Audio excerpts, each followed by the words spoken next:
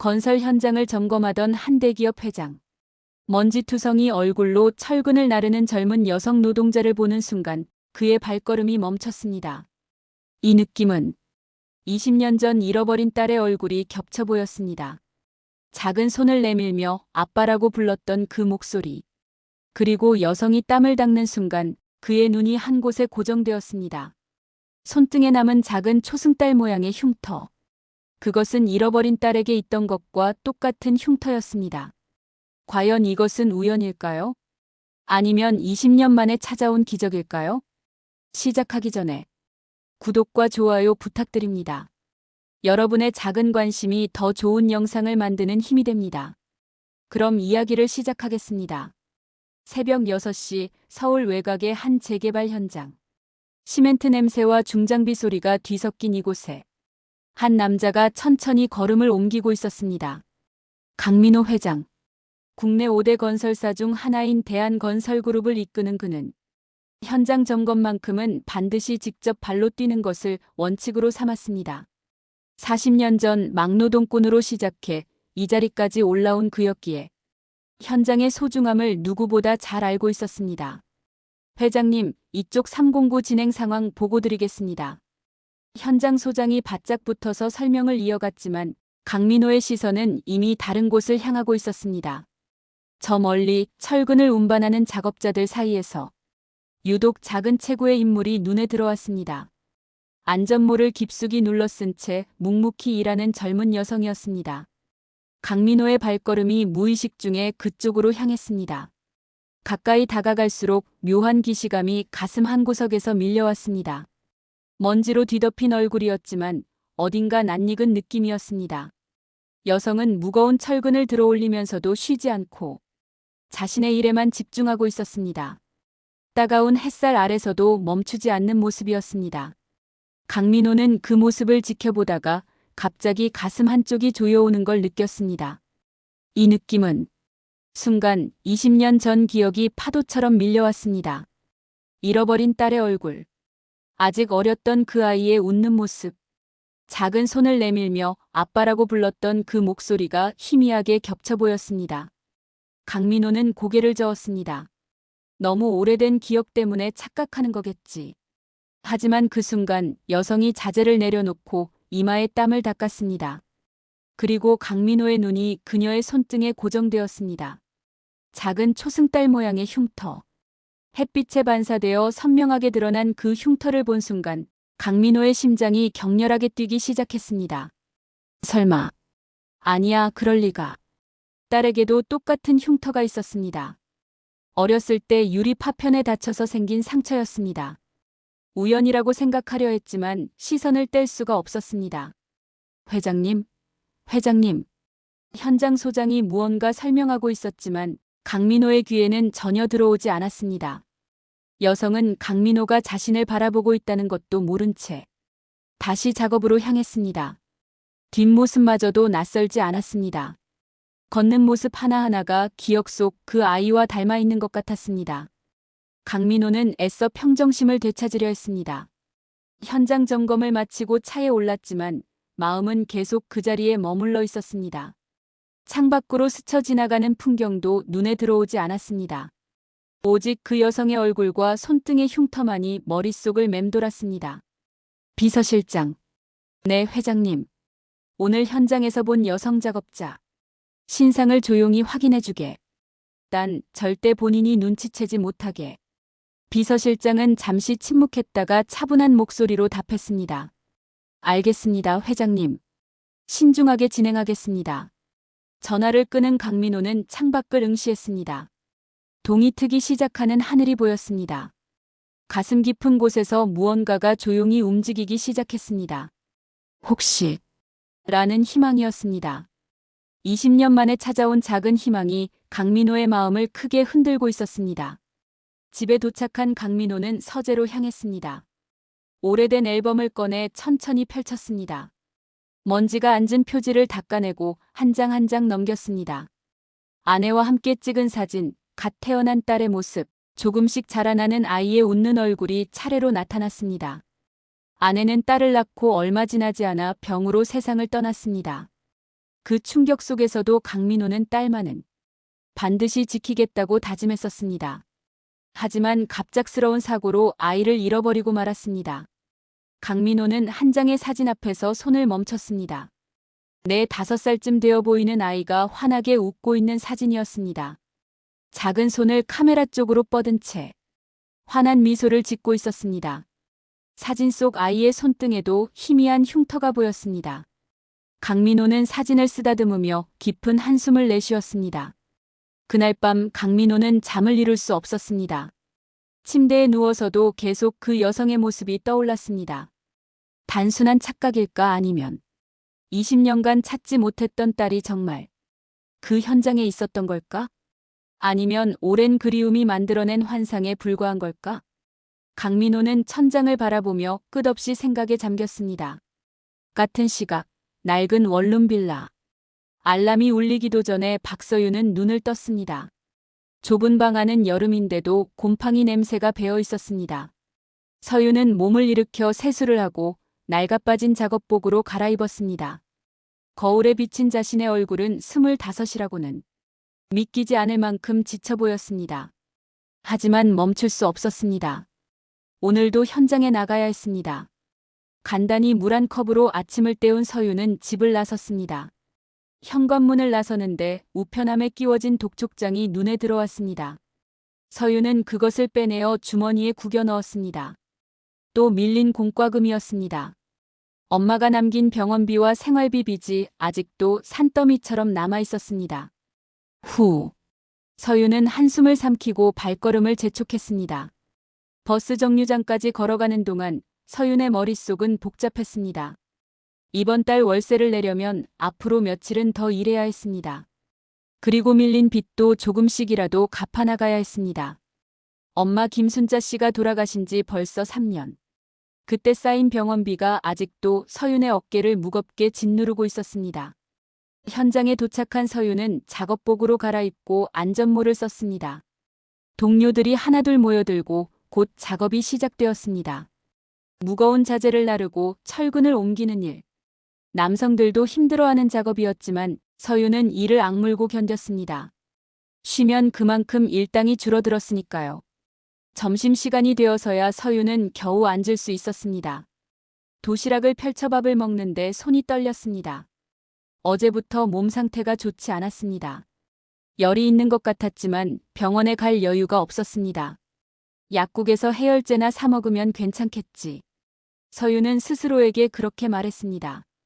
오후 작업이 시작되자 서윤의 몸은 더욱 무거워졌습니다. 자재를 나르던 중 발을 헛디딜 뻔했습니다. 옆에 있던 작업자가 재빨리 서윤을 붙잡아줬습니다. 야, 괜찮아? 안색이 안 좋은데? 서윤은 고개를 끄덕이며 괜찮다는 손짓을 했습니다. 네, 괜찮습니다. 좀 피곤한 것뿐이에요. 하지만 속으로는 불안했습니다. 이대로 쓰러지기라도 하면 어쩌지? 병원비는 또 어떻게 마련하지? 서윤은 이를 악물고 다시 일에 집중했습니다. 퇴근 시간이 되어 일당을 받았습니다. 서윤은 봉투를 받아 주머니에 넣었습니다. 하루 일하고 하루 먹고 사는 생활이었지만 그래도 이렇게 벌 수 있다는 게 다행이었습니다. 집에 돌아온 서윤은 문을 열고 들어서자마자 그 자리에 주저앉았습니다. 몸도 마음도 완전히 지쳐 있었습니다. 낡은 방 안을 둘러보니 엄마가 쓰던 물건들이 그대로 남아 있었습니다. 서윤은 그 앞에 앉아 깊은 한숨을 내쉬었습니다. 문득 엄마의 목소리가 떠올랐습니다. 돌아가시기 직전 병상에서 서윤의 손을 꼭 쥐고 했던 말. 서윤아, 너는 소중한 아이라는 걸 절대 잊지 마. 너를 지키지 못한 사람도 언젠가는 반드시 후회할 거야. 그때는 그 말의 의미를 제대로 이해하지 못했습니다. 하지만 지금 생각해보니 이상한 점이 많았습니다. 엄마는 늘 서윤을 소중히 키워주셨지만 가끔 미안하다는 말을 입에 달고 사셨습니다. 뭐가 미안하다는 걸까? 서윤에게는 그 의미를 알 수 없었습니다. 서윤은 벽장을 열어 엄마의 유품이 담긴 상자를 꺼냈습니다. 오래된 시계, 낡은 수첩, 그리고 몇 장의 사진이 들어 있었습니다. 서윤은 그 중에서 자신의 어린 시절 사진 한 장을 손에 들었습니다. 내 5살쯤 되어 보이는 자신의 모습이었습니다. 하지만 어디서 찍은 사진인지 누가 찍어준 건지 기억이 전혀 나지 않았습니다. 예전에 엄마에게 물어본 적이 있었습니다. 그때 엄마는 잠시 말을 잃더니 애매하게 웃으며 대답했습니다. 엄마가 찍어줬지. 하지만 그 표정은 어딘가 불안해 보였습니다. 서유는 그때부터 자신의 과거에 대해 의문을 품기 시작했습니다. 엄마가 친엄마가 아니라는 건 알고 있었습니다. 하지만 진짜 엄마가 누군지, 왜 자신을 버렸는지는 전혀 알 수 없었습니다. 서유는 사진을 내려놓고 창밖을 바라봤습니다. 저 멀리 높은 빌딩들이 불을 밝히고 있었습니다. 서윤에게는 너무나 먼 세상처럼 느껴졌습니다. 나는 왜 이렇게 태어났을까? 부모도 없고 의지할 곳도 없이 혼자 살아가야 하는 인생이 때로는 너무나 버거웠습니다. 열이 더 올라오는 것 같았습니다. 서윤은 이마를 짚으며 누웠습니다. 내일도 새벽에 일어나야 했습니다. 쉴 수 없었습니다. 쉬면 돈을 벌 수 없고 돈을 벌지 못하면 빚을 갚을 수 없으니까요. 서윤은 눈을 감았지만 잠은 쉽게 오지 않았습니다. 엄마의 말이 계속 머릿속을 맴돌았습니다. 너를 지키지 못한 사람이라니. 대체 누구를 말하는 걸까? 서윤은 무의식 중에 손등에 흉터를 쓰다듬었습니다. 어릴 때부터 있었던 이 흉터는 어떻게 생긴 걸까? 기억이 없었습니다. 다만 아주 어렸을 때 어딘가에서 다쳤다는 것만 알고 있을 뿐이었습니다. 서윤은 천장을 바라보며 깊은 한숨을 내쉬었습니다. 내일도 모레도 이렇게 살아가야 했습니다. 끝이 보이지 않는 인생이었습니다. 하지만 서윤은 포기하지 않았습니다. 엄마가 그토록 힘들게 키워준 자신이었으니까요. 최소한 그 마음만큼은 배신하고 싶지 않았습니다. 같은 시각, 강민호 회장은 현장을 떠난 후에도 마음이 편치 않았습니다. 본사 회장실로 돌아와 책상 앞에 앉았지만 서류에 눈이 가지 않았습니다. 머릿속에는 오직 그 여성의 모습만이 떠올랐습니다. 손등의 흉터, 어딘가 낯익은 얼굴, 그리고 20년간 찾지 못한 딸의 기억이 계속 겹쳐졌습니다. 시간이 지날수록 강민호의 모습은 눈에 띄게 변했습니다. 회의 중에도 멍하니 창밖만 바라보는 일이 많아졌고 임원들의 보고도 귀에 들어오지 않았습니다. 정비서실장은 회장의 상태를 걱정스럽게 지켜봤지만 섣불리 말을 꺼낼 수 없었습니다. 드디어 정비서실장이 조사 결과를 들고 회장실을 찾아왔습니다. 강민호는 서류를 받아 천천히 읽어내려갔습니다. 박서윤이라는 이름의 여성, 25세. 현재 건설 현장에서 일용직으로 근무 중. 낡은 원룸 빌라에서 혼자 생활. 그런데 출생 기록이 이상했습니다. 중간에 공백이 있었고 양육자는 3년 전에 사망한 김순자 씨로 기록되어 있었습니다. 강민호의 손이 떨렸습니다. 박서윤이라는 이름조차 양육모가 지어준 것이라는 사실이 적혀 있었습니다. 친부모에 관한 기록은 어디에도 없었습니다. 강민호는 서류를 내려놓고 깊은 한숨을 내쉬었습니다. 혹시나 하던 추측이 점점 확신으로 변해가고 있었습니다. 정 실장. 네, 회장님. 더 조사해주게. 하지만 절대 본인이 눈치채지 못하게 조심해야 해. 정비서 실장은 고개를 끄덕이고 방을 나갔습니다. 강민호는 혼자 남아 창밖을 바라봤습니다. 20년 전 그날이 생생히 떠올랐습니다. 아내를 잃은 슬픔 속에서도 딸만은 지키려고 필사적으로 노력하던 때 예상치 못한 사고가 일어났고 혼란 속에서 아이가 사라져버렸습니다. 전국을 뒤져도 찾을 수 없었습니다. 그날 이후로 강민호는 평생을 죄책감 속에서 살아왔습니다. 사업에 몰두해 겉으로는 성공한 기업인이 되었지만 마음 한구석에는 늘 구멍이 뚫려 있었습니다. 딸을 지키지 못했다는 자책감이었습니다. 강민호는 아내의 영정 사진 앞에 섰습니다. 20년간 품어온 죄책감이 다시 고개를 들었습니다. 정말 저 아이가 우리 딸이라면 지금이라도 찾을 수 있을까? 강민호의 눈가가 촉촉히 젖어들었습니다.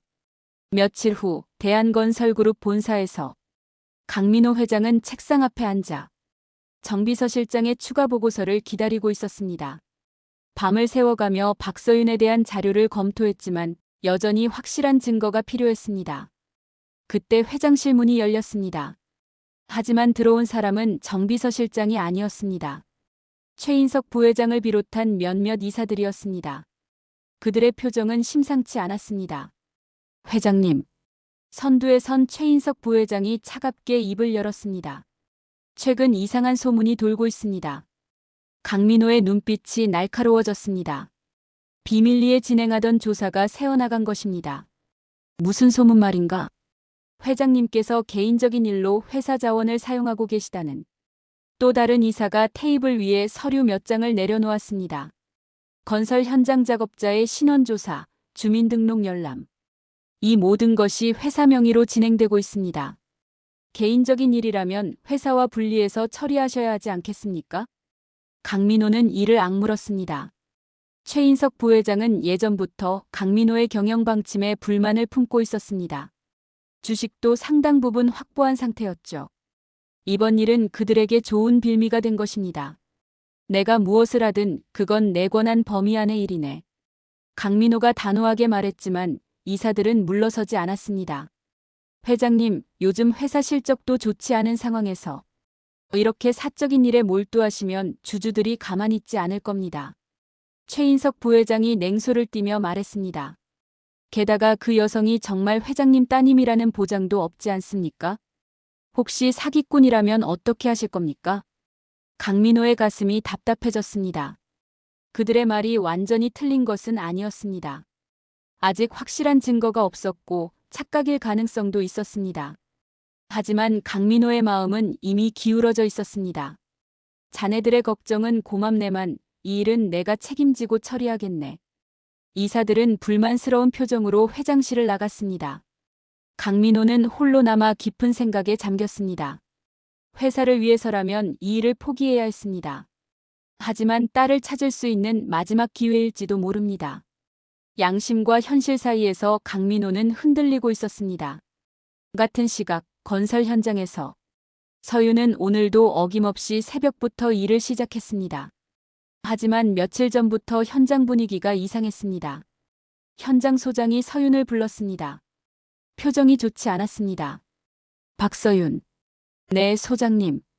어제 내가 맡았던 구역 제대로 정리 안 됐더라. 자재도 엉망으로 쌓여 있고.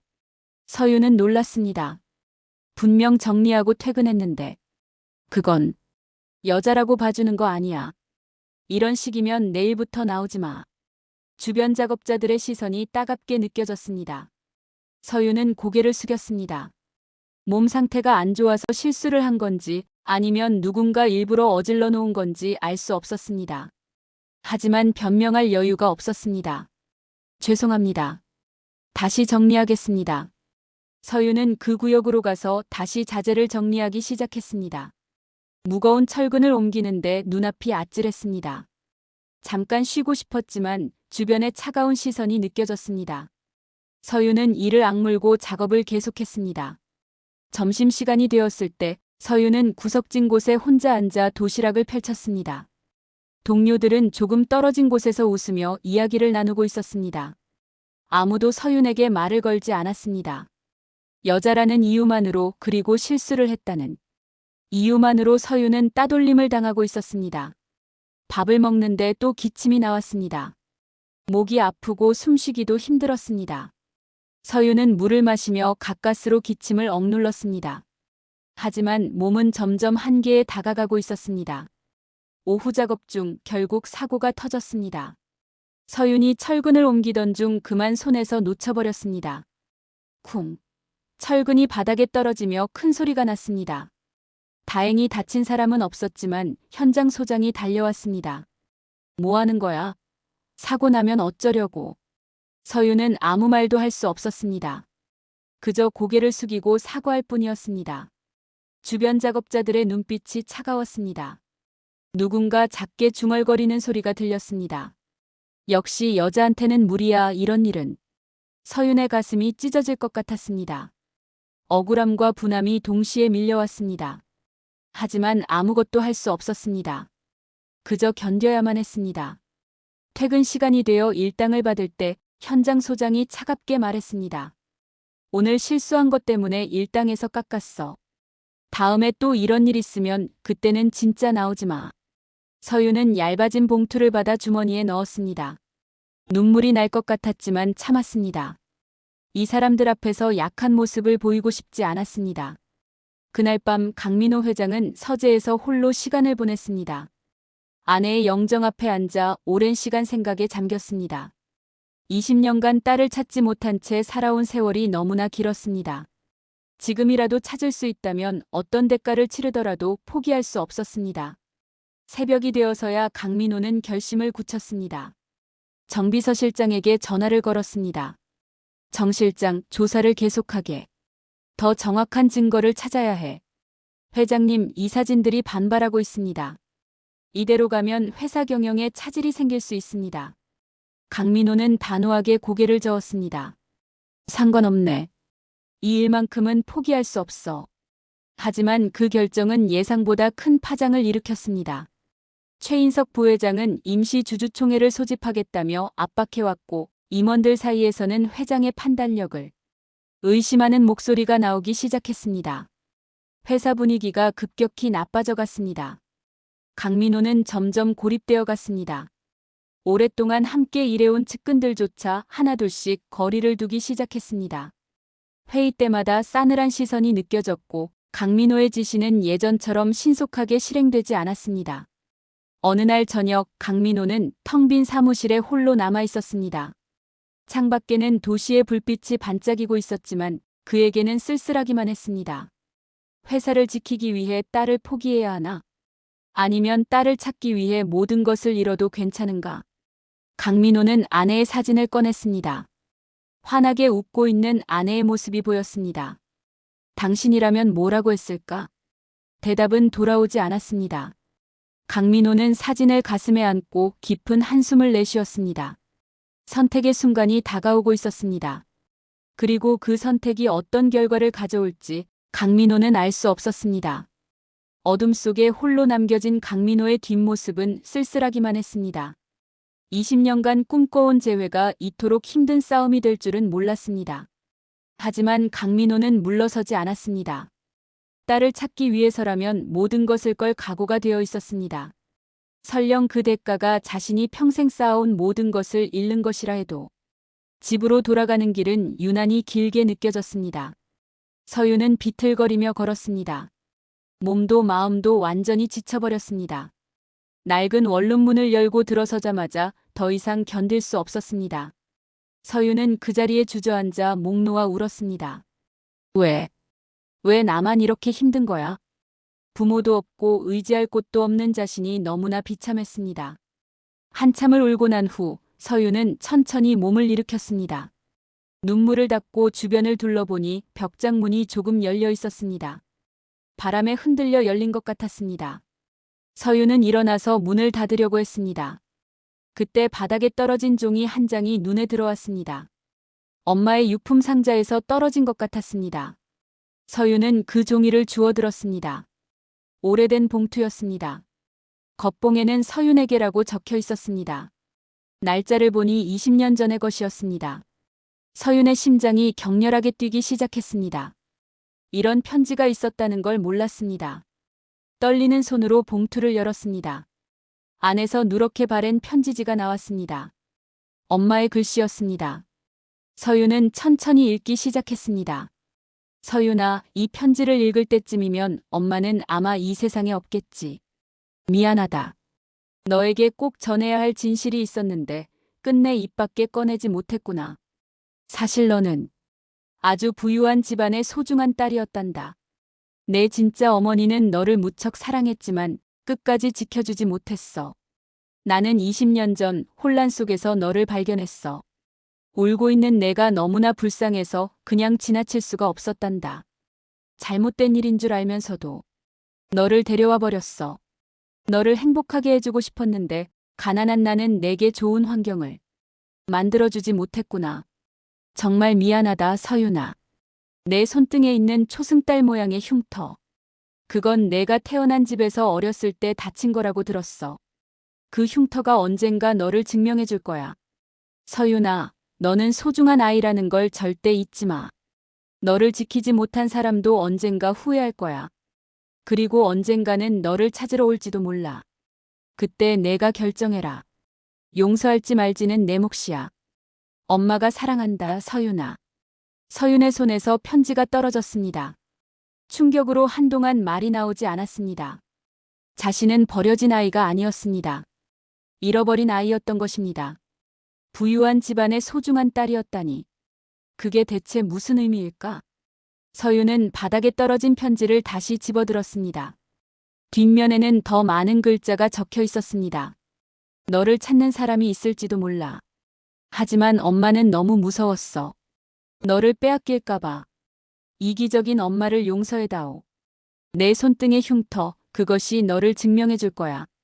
서윤은 편지를 가슴에 안고 눈물을 흘렸습니다. 엄마의 마음이 전해졌습니다. 가난했지만 정성껏 키워준 그 사랑이 느껴졌습니다. 하지만 동시에 자신의 정체에 대한 혼란도 밀려왔습니다. 서윤은 손등의 흉터를 내려다봤습니다. 이 작은 흉터가 자신을 증명한다니. 어딘가에 자신을 찾는 사람이 있을지도 모른다니. 서윤의 마음은 복잡했습니다. 편지를 발견한 다음 날, 서윤은 평소와 다름없이 현장에 나갔습니다. 하지만 마음속은 온통 어젯밤 읽은 편지 생각뿐이었습니다. 내가 정말 누군가의 딸이었을까? 나를 찾는 사람이 정말 있을까? 손등의 흉터를 만지작거리며 서윤은 복잡한 심경으로 일을 했습니다. 한편 강민호 회장은 더 이상 기다릴 수 없었습니다. 정비서 실장의 보고서를 받았지만 서류만으로는 부족했습니다. 직접 만나봐야 해. 강민호는 오후가 되자 현장으로 향했습니다. 멀리서 작업자들이 퇴근하는 것을 기다렸습니다. 가슴이 두근거렸습니다. 20년 만에 딸을 만날 수도 있다는 생각에 손이 떨렸습니다. 해가 기울기 시작할 무렵 작업자들이 하나둘 현장을 빠져나왔습니다. 그 중에 서윤의 모습이 보였습니다. 지친 얼굴로 천천히 걸어오는 모습이었습니다. 강민호는 깊게 숨을 들이쉬고 그녀에게 다가갔습니다. 저기 실례지만 잠시 이야기 좀 나눌 수 있을까요? 서윤은 걸음을 멈췄습니다. 낯선 남자가 자신에게 말을 거는 것에 경계심이 들었습니다. 하지만 그의 눈빛에는 묘한 진지함이 있었습니다. 누구세요? 제 이야기를 들어주실 수 있겠습니까? 아주 중요한 일입니다. 서윤은 잠시 망설였지만 고개를 끄덕였습니다. 두 사람은 현장 근처의 벤치에 나란히 앉았습니다. 강민호는 어디서부터 말을 꺼내야 할지 고민했습니다. 떨리는 목소리로 천천히 말을 시작했습니다. 20년 전, 저는 딸을 잃었습니다. 서윤은 조용히 그 이야기를 들었습니다. 왜 자신에게 이런 얘기를 하는지 이해할 수 없었습니다. 아직 어린아이였는데 갑작스러운 사고 속에서 사라져버렸습니다. 그 후로 평생을 찾아 헤맸지만 만날 수 없었습니다. 강민호는 잠시 말을 멈췄다가 계속했습니다. 며칠 전 이 현장에 왔을 때 당신을 봤습니다. 그 순간 이상한 느낌이 들었어요. 잃어버린 딸과 너무나 닮아 있었거든요. 서윤의 심장이 빠르게 뛰기 시작했습니다. 어젯밤 발견한 편지의 내용이 떠올랐습니다. 엄마가 남긴 그 말들이 머릿속을 스쳤습니다. 강민호는 주머니에서 오래된 사진을 꺼냈습니다. 내 5살쯤 되어 보이는 아이가 환하게 웃고 있는 사진이었습니다. 서윤은 그 사진을 본 순간 숨이 멎을 것 같았습니다. 자신이 가지고 있는 어린 시절 사진과 배경이 똑같았습니다. 이 아이가 제 딸입니다. 지금쯤이면 당신과 비슷한 나이겠죠. 강민호의 손이 떨렸습니다. 혹시 당신 손등에 작은 흉터가 있지 않습니까? 서윤은 순간 숨을 멈췄습니다. 어떻게 그걸 알지? 천천히 고개를 끄덕였습니다. 네, 있습니다. 보여주실 수 있습니까? 서윤은 망설였습니다. 하지만 진실을 확인하고 싶었습니다. 천천히 소매를 걷어 올렸습니다. 손등에 작은 초승달 모양 흉터가 드러났습니다. 강민호는 그 흉터를 본 순간 눈이 붉어졌습니다. 사진 속 딸의 손등에 있던 바로 그 흉터였습니다. 위치도 모양도 완벽하게 일치했습니다. 더 이상 의심할 여지가 없었습니다. 서윤 씨. 강민호의 목소리가 떨렸습니다. 서윤은 자신의 이름을 부르는 그 목소리에 놀랐습니다. 어떻게 제 이름을? 당신이 제 딸이 아닐까? 정말 그렇게 생각됩니다. 강민호는 더 이상 눈물을 참을 수 없었습니다. 미안합니다. 20년 동안 찾지 못해서, 당신을 지키지 못해서. 그는 사람들의 시선도 아랑곳하지 않고 눈물을 흘렸습니다. 20년간 쌓였던 그리움과 죄책감이 한꺼번에 터져나왔습니다. 서윤은 당황했지만 그의 눈물이 거짓이 아니라는 걸 느낄 수 있었습니다. 강민호는 떨리는 손으로 서윤의 손을 잡았습니다. 당신을 지키지 못해 정말 미안했습니다. 평생 후회하며 살았어요. 당신 어머니도 하늘에서 얼마나 걱정하셨을까. 서윤의 눈에도 눈물이 맺혔습니다. 엄마의 편지가 떠올랐습니다. 너를 지키지 못한 사람도 언젠가 후회할 거야. 그 말이 지금에야 이해가 되었습니다. 저도 며칠 전에 편지를 발견했어요. 서윤이 떨리는 목소리로 말했습니다. 저를 키워주신 분이 남긴 편지였어요. 제가 잃어버린 아이였다고. 그렇게 쓰여 있었습니다. 강민호는 더욱 눈물을 쏟았습니다. 딸이 얼마나 힘든 삶을 살아왔을지 생각하니 가슴이 찢어질 것 같았습니다. 힘들었죠. 정말 힘들었을 텐데. 서윤도 눈물을 닦으며 말했습니다. 키워주신 분은 가난했지만 저를 정말 사랑해 주셨어요. 그분 덕분에 여기까지 살아올 수 있었습니다. 강민호는 고개를 끄덕였습니다. 그분께 정말 감사드려야겠습니다. 제가 지키지 못한 딸을 키워주셨으니까요. 두 사람은 잠시 말없이 앉아 있었습니다. 20년의 공백이 조금씩 메워져 가고 있었습니다. 강민호는 조용히 말했습니다. 서윤 씨, 시간을 두고 천천히 생각해도 됩니다. 갑작스러운 일이니 혼란스러우실 거예요. 하지만 한 가지만은 알아주세요. 당신이 제 딸이라면 당신은 언제나 제게 소중한 아이입니다. 서윤은 고개를 끄덕였습니다. 가슴이 복잡했지만 묘하게 따뜻한 기분이 들었습니다. 평생 동경해온 부모의 사랑이란 게 이런 건가? 해가 완전히 져서 어두워졌습니다. 두 사람은 천천히 일어났습니다. 강민호는 명함을 꺼내 서윤에게 건넸습니다. 천천히 생각하고 연락주세요. 기다리고 있겠습니다. 서윤은 명함을 받아 주머니에 넣었습니다. 강민호는 마지막으로 서윤을 바라보며 미소 지었습니다. 눈물 자국이 남아 있었지만 표정은 온화했습니다. 20년 만에 찾았을지도 모르는 딸이었습니다. 잃어버렸던 가족의 의미를 다시 이해한 순간이었습니다. 며칠 후 대한건설그룹 이사회의실. 긴급 이사회가 소집되었습니다.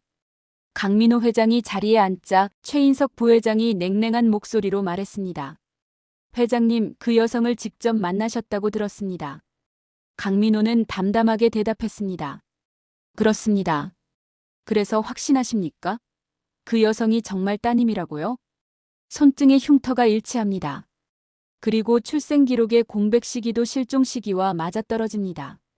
또 다른 이사가 비웃듯이 말했습니다. 흉터요?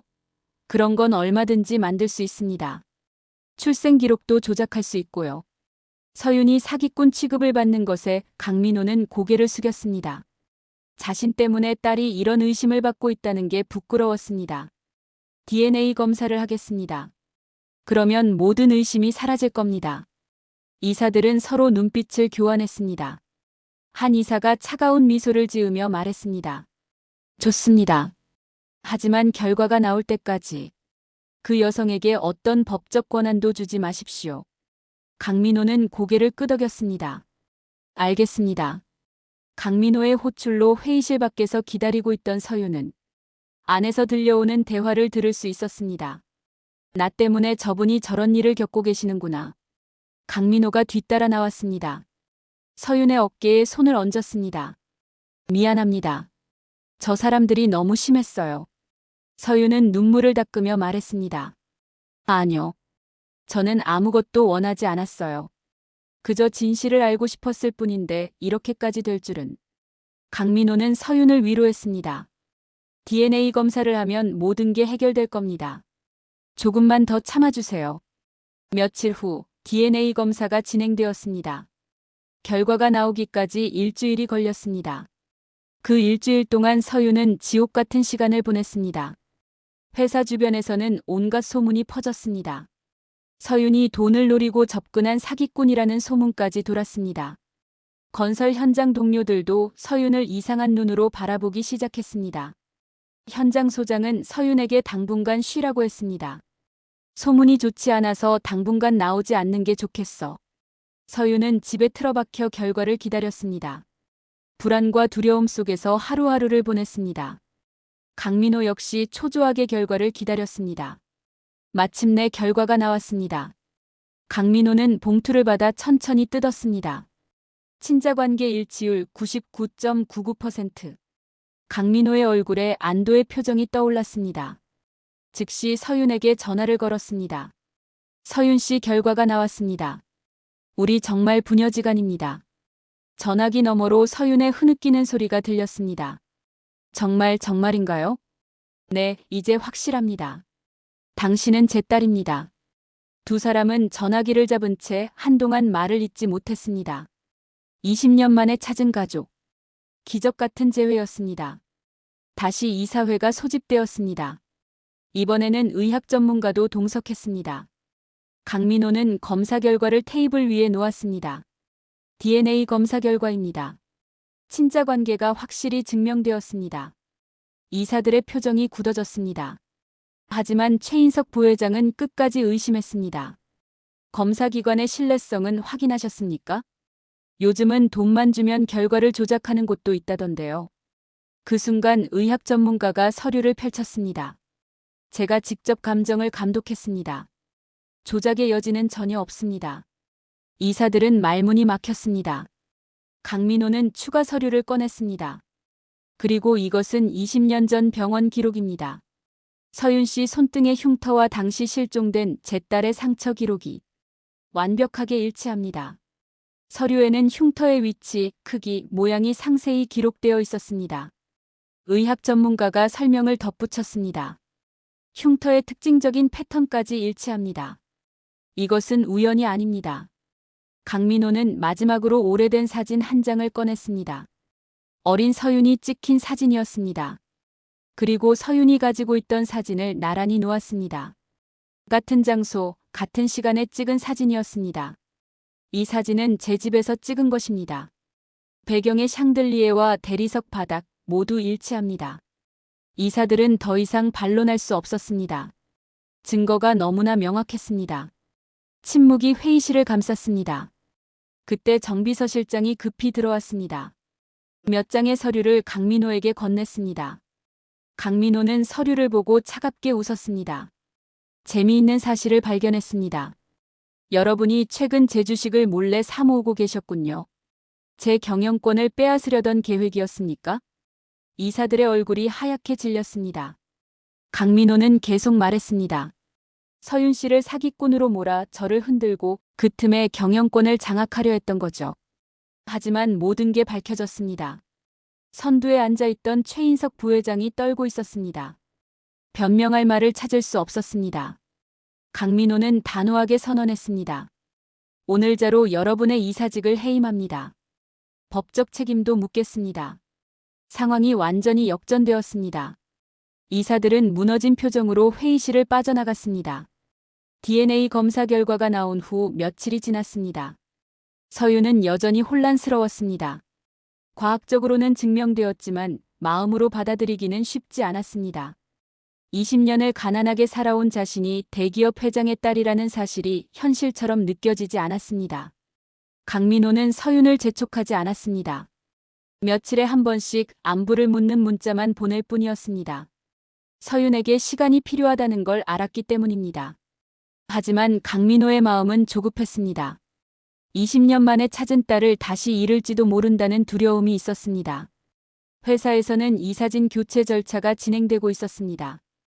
검찰에 경영권 찬탈 시도에 대한 증거를 제출했고 언론에서는 이 사건을 크게 보도했습니다. 대기업 회장, 20년 만에 잃어버린 딸 찾아. 서윤에게 쏟아지는 관심이 부담스러웠습니다. 기자들이 집 앞까지 찾아왔고 건설 현장에도 나타났습니다. 현장 소장은 서윤에게 당분간 쉬라고 했습니다. 서윤은 더 이상 일을 계속할 수 없게 되었습니다. 어느 날 저녁 강민호가 서윤의 집을 찾아왔습니다. 좁고 낡은 원룸을 둘러본 강민호의 얼굴이 굳어졌습니다. 딸이 이런 곳에서 살아왔다는 사실이 가슴에 박혔습니다.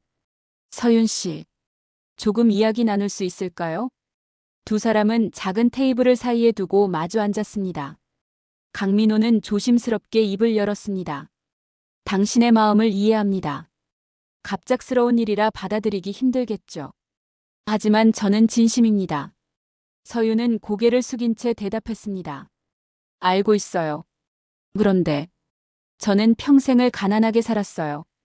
저 같은 사람이 그런 집안에 어울릴지 자신이 없습니다. 강민호는 서윤의 손을 잡았습니다. 어울린다, 어울리지 않는다. 그런 건 중요하지 않아요. 당신은 제 딸입니다. 그것만으로 충분해요. 서윤의 눈에 눈물이 맺혔습니다. 엄마의 편지가 떠올랐습니다. 너는 소중한 아이라는 걸 잊지 마. 라고 했던 그 말이 되살아났습니다. 강민호는 말을 이었습니다. 저는 20년 동안 당신을 찾지 못한 채 살았어요. 돈도 벌고 성공도 했지만 행복하지 않았어요. 당신이 없었으니까요. 서윤은 천천히 고개를 들었습니다. 강민호의 눈에서 진심을 느낄 수 있었습니다. 시간을 주세요. 조금만 더. 강민호는 고개를 끄덕였습니다. 얼마든지 기다릴게요. 하지만 한 가지만 약속해 주세요. 혼자 괴로워하지 말아요. 힘들 때는 저에게 말해주세요. 며칠 후 서윤은 엄마 김순자 씨의 묘지를 찾았습니다. 묘비 앞에 앉아 오랫동안 생각에 잠겼습니다. 엄마라면 뭐라고 하셨을까? 편지에 적혀있던 말이 떠올랐습니다. 내가 결정해라. 용서할지 말지는 내 몫이야. 서윤은 엄마의 사진을 쓰다듬었습니다. 엄마, 저 어떻게 하면 좋을까요? 진짜 아버지를 만났어요. 좋은 분이에요. 그런데 엄마를 배신하는 것 같아서 마음이 아파요. 바람이 불어 나뭇잎을 흔들었습니다. 서윤은 문득 엄마의 목소리가 들리는 것 같았습니다. 행복해져라, 서윤아. 내가 행복하면 그걸로 충분하단다. 서윤은 눈물을 닦고 일어섰습니다. 결심이 선 것 같았습니다. 강민호에게 전화를 걸었습니다. 회장님, 만나 뵐 수 있을까요? 강민호는 즉시 대답했습니다. 물론입니다. 어디서 만날까요? 다음 날 두 사람은 조용한 공원에서 만났습니다. 서윤은 준비해온 말을 꺼냈습니다. 많이 생각했어요. 아직도 무섭고 낯설지만 한번 믿어보고 싶어요. 강민호의 얼굴이 밝아졌습니다. 정말인가요? 서윤은 고개를 끄덕였습니다. 네. 함께 살아보고 싶어요. 아버지와. 강민호는 서윤을 꼭 껴안았습니다. 20년 만에 안아보는 딸이었습니다. 눈물이 흘러내렸지만 이번에는 기쁨의 눈물이었습니다. 고맙다, 서윤아. 정말 고마워. 서윤도 강민호의 등을 감싸 안았습니다. 평생 그리워했던 아버지의 품이었습니다. 며칠 후 법적 절차가 시작되었습니다. 서윤의 호적을 정리하고 상속관계를 정리하는 작업이었습니다. 변호사들이 서류를 준비하고 가정법원에 신청서를 제출했습니다.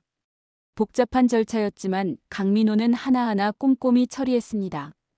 회사에서는 새로운 이사진이 구성되었습니다. 강민호는 믿을 수 있는 사람들로 경영진을 재편했습니다. 이번 일을 겪으며 누구를 신뢰해야 할지 배웠습니다. 서윤은 건설 현장 일을 그만뒀습니다. 마지막 날 동료들에게 인사를 했습니다. 어색하게 축하해주는 사람도 있었고 시선을 피하는 사람도 있었습니다. 하지만 서윤은 담담하게 받아들였습니다. 강민호는 서윤에게 천천히 새로운 삶을 준비하자고 했습니다. 우선 건강부터 챙기자. 지금까지 너무 무리했잖아. 서윤은 병원에서 정밀 검사를 받았습니다. 영양 상태가 좋지 않았고 만성 피로에 시달리고 있었습니다. 의사는 충분한 휴식과 영양 섭취가 필요하다고 말했습니다. 강민호는 서윤을 위해 조용한 요양시설을 마련했습니다. 서윤은 그곳에서 몇 주를 보내며 몸과 마음을 추스렸습니다. 제대로 된 식사를 하고 충분히 쉬면서 서윤의 얼굴에 생기가 돌아왔습니다. 요양시설에서 돌아온 서윤은 강민호를 만났습니다. 두 사람은 앞으로의 계획에 대해 이야기를 나눴습니다. 서윤아, 뭘 하고 싶니? 서윤은 잠시 생각하다가 대답했습니다. 공부하고 싶어요. 제대로 배워보고 싶어요. 강민호는 미소 지었습니다. 좋은 생각이야. 천천히 준비하자. 서윤은 검정고시 준비를 시작했습니다. 학교에 제대로 다니지 못했기에 기초부터 배워야 했습니다. 강민호는 좋은 선생님을 구해주었고 서윤은 열심히 공부했습니다. 가정법원에서 호적 정리가 완료되었다는 연락이 왔습니다. 서윤은 이제 법적으로도 강민호의 딸이 되었습니다. 그날 저녁 강민호는 작은 식사 자리를 마련했습니다. 오늘부터 우리는 진짜 가족이야. 서윤의 눈에 눈물이 맺혔습니다. 평생 동경했던 가족이라는 이름을 얻은 순간이었습니다. 고맙습니다. 아버지. 강민호는 서윤의 손을 꼭 잡았습니다. 내가 더 고마워. 다시 한번 너를 찾을 수 있게 되어서. 두 사람은 오랫동안 이야기를 나눴습니다. 잃어버린 20년의 시간을 조금씩 메워갔습니다. 아직 어색한 부분도 있었지만 서로를 이해하려고 노력했습니다. 몇 달이 지난 어느 날 서윤은 강민호의 저택으로 이사했습니다. 높은 담장을 지나 넓은 정원을 걸어가는 동안 가슴이 두근거렸습니다. 어린 시절 사진에서 봤던 바로 그 집이었습니다. 낯선 공간이었지만 묘하게 편안함이 느껴졌습니다. 현관문을 열고 들어서자 강민호가 미소 지으며 맞이했습니다. 집안을 천천히 둘러봐. 거실의 샹들리에, 대리석 바닥. 모두 어린 시절 사진의 배경과 같았습니다. 강민호는 서윤을 2층으로 안내했습니다. 복도 끝에 작은 방이 있었습니다. 문을 열자 깨끗하게 정돈된 공간이 나타났습니다. 책상과 침대, 옷장이 놓여 있고 창가에는 화분이 있었습니다. 내 방이야. 마음에 들었으면 좋겠구나. 서윤은 고개를 끄덕이며 방 안을 둘러봤습니다. 평생 낡은 원룸의 작은 방에서 살았던 자신에게는 꿈 같은 공간이었습니다. 강민호는 서윤을 다른 방으로 데려갔습니다. 문을 열자 조용한 제사실이 나타났습니다. 중앙에는 아름다운 여성의 영정 사진이 놓여 있었습니다. 서윤의 친어머니였습니다. 내 어머니야. 서윤은 천천히 사진에 다가갔습니다. 사진 속 여성은 환하게 웃고 있었습니다. 서윤과 닮은 눈매가 인상적이었습니다. 서윤은 무릎을 꿇고 조용히 절을 올렸습니다. 어머니. 다녀왔습니다. 강민호는 뒤에서 그 모습을 바라보며 조용히 눈물을 닦았습니다. 20년을 기다려온 순간이었습니다. 아내도 하늘에서 기뻐하고 계실 거라고 생각했습니다. 서윤은 영정 앞에서 오랫동안 앉아 있었습니다. 한 번도 만난 적 없는 어머니였지만 가슴 한편이 따뜻해지는 것 같았습니다. 자신을 사랑했지만 지켜주지 못했던 그 마음이 느껴졌습니다. 며칠 후 서윤은 다시 키워준 엄마의 묘지를 찾았습니다. 이번에는 강민호와 함께였습니다.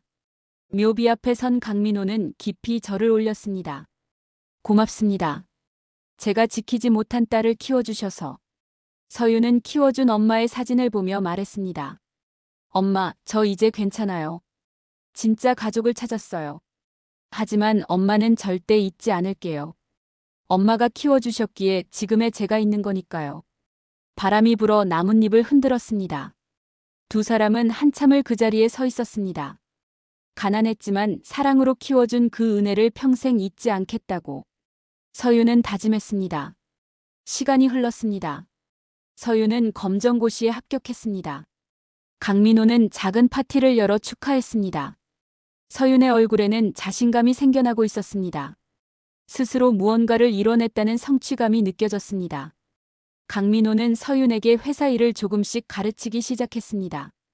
처음에는 간단한 업무부터 서류 정리, 회의 참석, 현장 방문 등을 하나씩 배워나갔습니다. 서윤은 건설 현장을 다시 방문했습니다. 이번에는 노동자가 아닌 회사 관계자로서였습니다. 예전에 함께 일했던 동료들을 만났습니다. 어색한 분위기였지만 서윤이 먼저 다가가 인사했습니다. 그동안 함께 일할 수 있어서 감사했어요. 덕분에 많이 배웠습니다. 동료들은 놀란 표정으로 서윤을 바라봤습니다. 대기업 회장의 딸이 되었는데도 예전의 겸손함을 잃지 않은 모습이었습니다. 서윤은 회사에서 안전관리 부문에 관심을 가졌습니다. 직접 현장에서 일한 경험이 있었기에 노동자들의 고충을 잘 알고 있었습니다. 강민호는 서윤의 선택을 존중했습니다. 서윤은 현장 안전 규정을 강화하는 프로젝트를 제안했습니다. 노동자들의 작업 환경을 개선하고 안전 장비를 보강하는 계획이었습니다. 강민호는 서윤의 의견을 받아들여 예산을 배정했습니다. 시간이 흐를수록 서윤과 강민호의 관계는 깊어져 갔습니다. 처음에는 어색했지만 이제는 편하게 대화할 수 있게 되었습니다. 저녁 식사를 함께하며 하루 일과를 나누는 것이 일상이 되었습니다. 어느 날 저녁 두 사람은 거실에 앉아 차를 마시고 있었습니다. 서윤은 문득 과거가 떠올랐습니다. 낡은 원룸에서 혼자 울었던 날들, 현장에서 모욕을 당했던 순간들, 빚에 시달렸던 기억들이 스쳤습니다. 서윤의 눈에 눈물이 맺혔습니다. 강민호는 서윤의 손을 잡았습니다. 힘들었구나. 서윤은 고개를 끄덕이며 눈물을 닦았습니다. 하지만 그 시간이 있었기에 지금의 제가 있는 것 같아요. 고통도 배움이었어요. 강민호는 서윤을 바라보며 미소 지었습니다. 딸이 성장한 것을 느낄 수 있었습니다. 내가 강한 아이로 자라줘서 고마워. 며칠 후 서윤과 강민호는 함께 정원을 산책했습니다. 봄꽃이 피기 시작하는 계절이었습니다. 두 사람은 천천히 걸으며 이야기를 나눴습니다. 아버지, 저 지금 행복해요. 강민호는 서윤의 어깨에 손을 얹었습니다. 나도 그래. 너를 다시 만난 후로 처음으로 살아있다는 느낌이 들어. 두 사람은 벤치에 앉아 하늘을 바라봤습니다. 구름이 천천히 흘러가고 있었습니다. 20년의 공백이 완전히 메워진 것은 아니었지만 앞으로 함께 미래를 만들어갈 수 있었습니다. 서윤은 생각했습니다. 인생은 때로 예측할 수 없는 길로 우리를 이끈다. 하지만 포기하지 않고 견디면 희망의 문이 열린다. 강민호도 깨달았습니다. 돈이나 명예보다 소중한 것은 가족이다. 잃어버린 시간을 되돌릴 수는 없지만 남은 시간을 더 의미 있게 만들 수 있다. 해가 저물어 두 사람은 집으로 돌아왔습니다. 식탁을 둘러싸고 저녁 식사를 했습니다. 따뜻한 음식과 편안한 대화가 오갔습니다. 평범한 일상이었지만 두 사람에게는 기적 같은 순간들이었습니다. 식사를 마친 후 서윤은 어머니의 영정 앞에 섰습니다. 촛불을 켜고 조용히 절을 올렸습니다. 지켜봐 주셔서 감사합니다. 앞으로 열심히 살겠습니다. 강민호는 뒤에서 그 모습을 바라봤습니다.